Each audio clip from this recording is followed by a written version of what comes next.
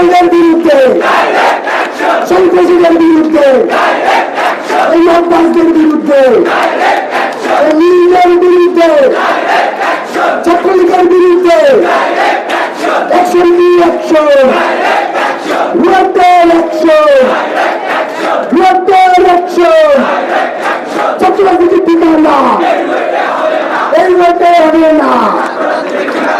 আমাদের তিন দফা, তিন দাবি মানতে হবে, মানতে হবে। তিন দফা, তিন দাবি মানতে হবে, মানতে হবে। তবে আমাদের তিন দফা দাবির লক্ষ্যে আজকে পলিটিক্যাল শিক্ষার্থীদের যে আন্দোলন, সেখানে আমাদের তিন দফা দাবি আবারও তুলে ধরছি। প্রথম দফা, ক্যাম্পাসে ছাত্র রাজনীতি নিষিদ্ধ থাকার পরে ছাত্র রাজনীতি আনার লক্ষ্যে যারা অভিযোগ ক্যাম্পাসে অরাজকতা সৃষ্টি করছে তাদেরকে শাস্তির আওতায় আনতে হবে এবং তাদেরকে বহিষ্কার করতে হবে। দ্বিতীয় দাবি 10 আগস্ট 2024 পাশা প্রকল্পে সকল ধরনের এবং সকল ধরনের রাজনীতি নিষিদ্ধ ছিল।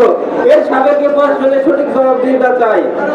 আমাদের 3 নম্বর দাবি, নির্বাচনকালীন কমিটি গঠন করে প্রশাসনকে গণভোটের আয়োজন করতে হবে। শিক্ষার্থীদের রাজনীতি কি চায় কি চায় না।